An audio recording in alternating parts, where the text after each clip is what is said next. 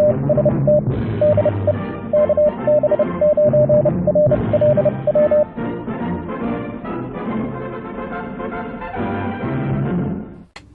YouTubers and fellow hams. Well, looking further at the little amplifier that I did in the recent video, looked at, I had a comment on that video from a guy. Starts out with, "That amp is terrible. Terrible. If you check linearity, you'll find that it works with more than 3 dB compression, which is totally unacceptable. More like 6 dB compression." Wow. Okay, compression. What he's talking about is, if you look at the power input versus the output of a linear amp, it's pretty much a straight line as you go up in power in and up in power out until you reach a point where it starts to curve a bit and then eventually flattens out as the amp is saturated. And what's happening there is you've sort of reached the top edge of where the amplifier has headroom to continue to amplify, probably related to supply voltage and just, you know, the general design of the amp. Now, he's making it look like it's a really terrible amplifier, but it made me curious, you know, okay, what about linearity on this thing? I couldn't find any graphs of it, so I thought I would make my own measurements and look at power in versus power out and see what I see. So here's my test setup for measuring the linearity of the little amplifier. I have taps on the input and the output. The output will be going to my dummy load, and the input will be coming from the Yaesu FT817 over here. The first thing I need to do, though, is I need to accurately measure the impedance at each test point for each of the frequencies that we're going to be using, and I need that for an accurate resistance for doing the Ohm's law calculation. So I'm going to use the mini VNA here. And what I'm going to do is connect this to the exact point where I'll be reading impedance. And for the output to the dummy load, I'm going to be using this point here where I've got this tap for the scope.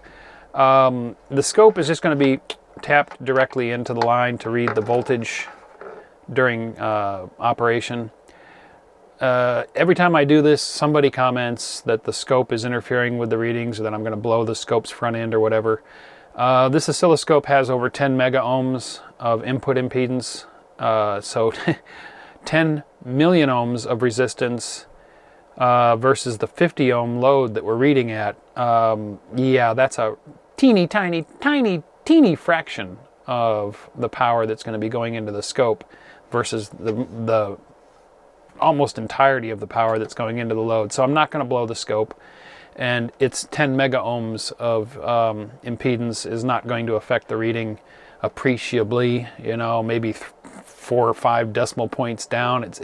It's just not going to make a difference. So yeah, it's going to give me a fairly accurate reading of the voltage at the point. So I need to get the VNA going here. So the input impedance to the amp with it turned off, which it just has a relay that bypasses, but you know, we're still going through a little bit of circuitry or PC board and traces and everything, is only very slightly different. It's 55.4 ohms, which is what, 4/10 of an ohm difference. But what I want to do is I want to see, turned on? Yeah, we're turned on. Run it again. No change, right, as expected.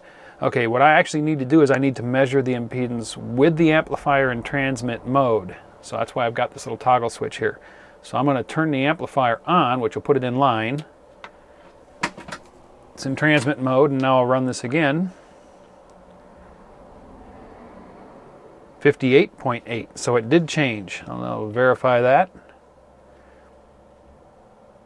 58.7.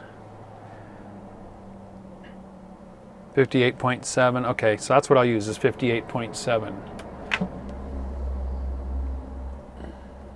All right, now I have measured the impedances. Had to go through the input impedance measurement a second time because I forgot to flip the band switch on the power amp. And it made a difference, you know, you switch in the different low pass filters, it's going to change the input impedance a bit. just through the circuitry, and it did. But now I'm going to measure the power. And to do that, okay, I'm starting in the 80 meter band. I've got the amplifier switched down to the 80 meter range. I've got the Yaesu coming into the input. My scope is tapped right there. So when I key down, I'm in CW mode. Right now the Yaesu is on its lowest power setting. And when I key down, I should see a signal on the scope. And I don't. Oh, because we're not running. Now we're running. Go to measure. Peak to peak, 14.2.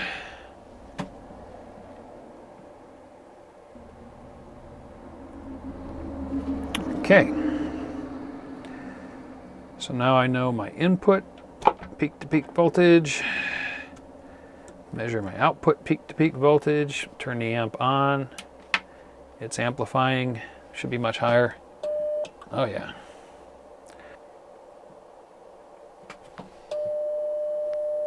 There we go, peak to peak,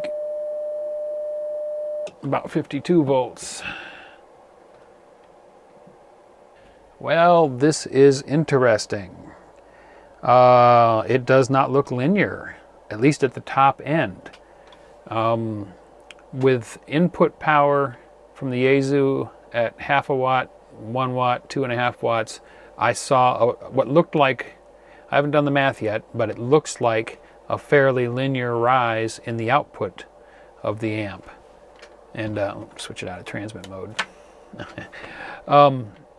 But at the top end, when I switched from 2.5 to 5 watts input, on the input side, I saw what I would expect as far as an increase in the power coming from the Yaesu, but the output side of the amp did not increase that much. So I'm going to do the math now and figure out the power in and power out.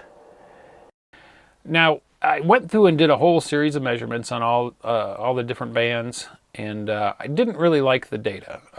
It just didn't look reasonable. I don't know how else to say it. It just didn't look reasonable. The impedances I was measuring seemed to vary widely, and I started poking around more with the VNA and measuring the loss through the connectors and the various things that I was using in the test setup. And what I found was that with the scope and that short piece of coax hooked up between the scope and the BNCTs, that was affecting things. So I switched to using my ×10 probe on the scope and just clipping on to the BNC center pins, using them as taps on the input and the output of the amplifier. Remeasured impedances. The input impedance on the amp I was measuring with the amp on and in transmit mode, so that the amp's internal circuitry, as changing the characteristics of the load, I'd take that into account. I did not do the same for the output of the amp for obvious reasons, but just in case you don't catch that, I was not going to hook my blue VNA up to the output of that amplifier, even with no input. Stray noise in RF, it's going to generate some voltages there. I did not want to risk the VNA, but the dummy load output impedance, whatever. I measured it, and then I measured the voltages, and I did Ohm's law. So let's go look at the spreadsheet and the results and talk about that for a second. Well, after all of that measuring and data gathering, I put together a spreadsheet here in LibreOffice so I could automate the calculations. What I measured with the scope is over here: peak-to-peak voltage in, peak-to-peak voltage out, input impedance, output impedance. And then the spreadsheet did the calculations for me to figure out the RMS voltage and then calculate the power. And in every case, what I saw was, here's the Yaesu's input power, for example, on 80 meters. 600 milliwatts on the second step, almost 1.4 milliwatts, 2.4 watts, and then just about 4.5 watts, And then we see the power output that I measured, 8.4, 17.3, so just about double, right? We just about doubled there. We just about doubled here. Again, over here, we just about doubled again, 1.3 to 2.4. And here we went from 17 to 27, again, just about doubling. And then finally, when we went up here to almost 5 watts, again, just about doubling our input, we do not have a doubling here. We're starting to get into compression. And I saw that on every band that I measured it on, pretty much the same thing. So I did some graphs so we could visualize it. And here we can see power coming out of the amp, and you can see the compression just begin to start up here. The curve hasn't flattened yet, but it's going on its way there. The input from the Yaesu, sort of a reverse curve. It's not quite linear. And we saw that again on 40 meters here. And again, we see we're almost linear, just a little bit of a dip there. And we just start to curve out, but it hasn't flattened yet, so we haven't saturated the amp. But it is beginning to flatten out. And if we look at that curve and we imagine it going out further, it's going to flatten out before we get to 35 watts. So yeah, it definitely looks like there is a bit of compression near the top end of the amp. Now that, you might think, oh, that's a terrible thing, but that is actually quite typical. I went and looked for other graphs of other HF linear amplifiers and found a little bit of information, but they all pretty much look like that. There's a point where you begin to approach saturation, where there's just not enough headroom for the amplifier to continue to increase, and it begins to flatten out. As far as how much compression is going on here, well, my measuring methods are not lab quality precise. I'm not using lab gear, so I can't say that this data is 100% accurate, but it definitely shows us there's a tendency, but that tendency is normal.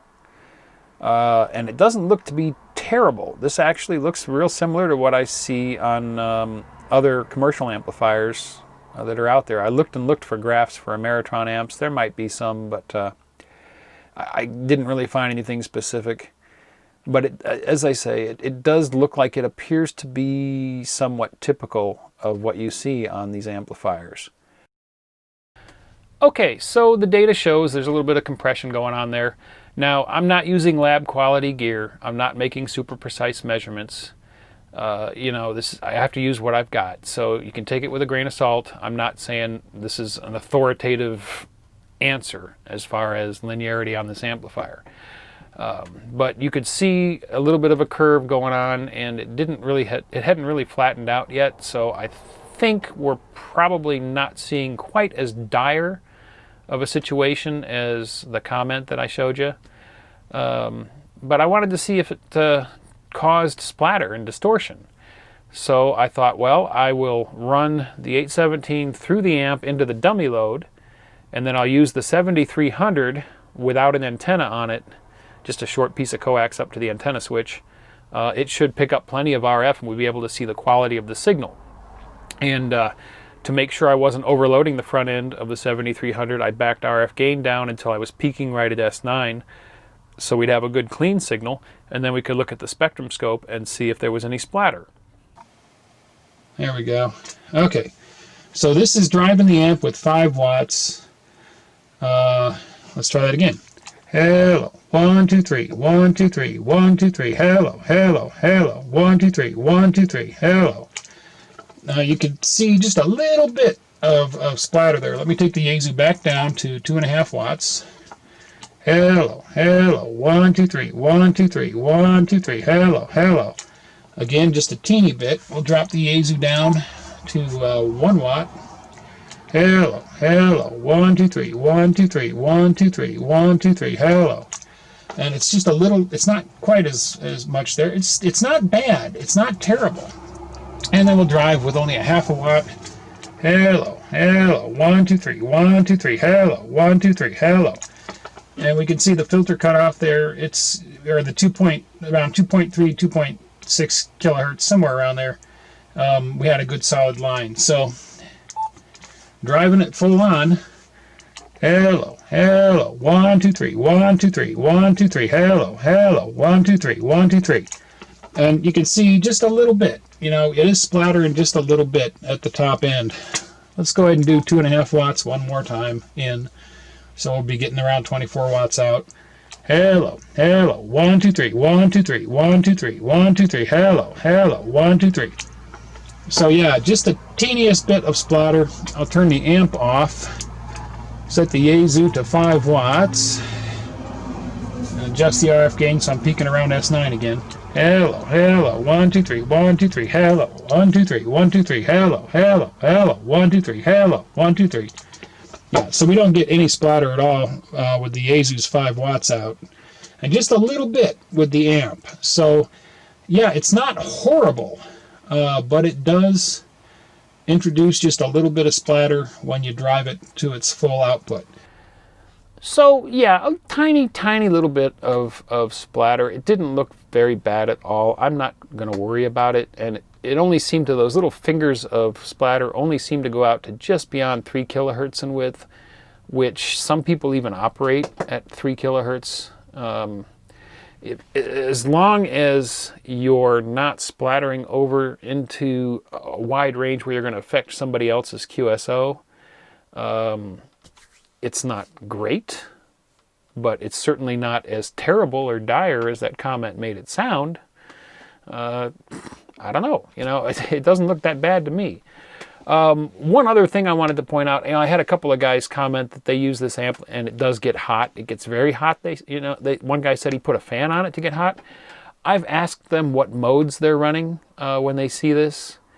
I suspect they're running digital modes and running the amp flat out at its full output, which you would not want to do with a 100% duty cycle mode. There is no linear amplifier from Ameritron or anybody. You know, if you buy a 1 kilowatt amplifier and you're going to run 100% duty cycle mode, you know, like Slow Scan TV or PSK, Olivia, Thor, Contestia, MFSK,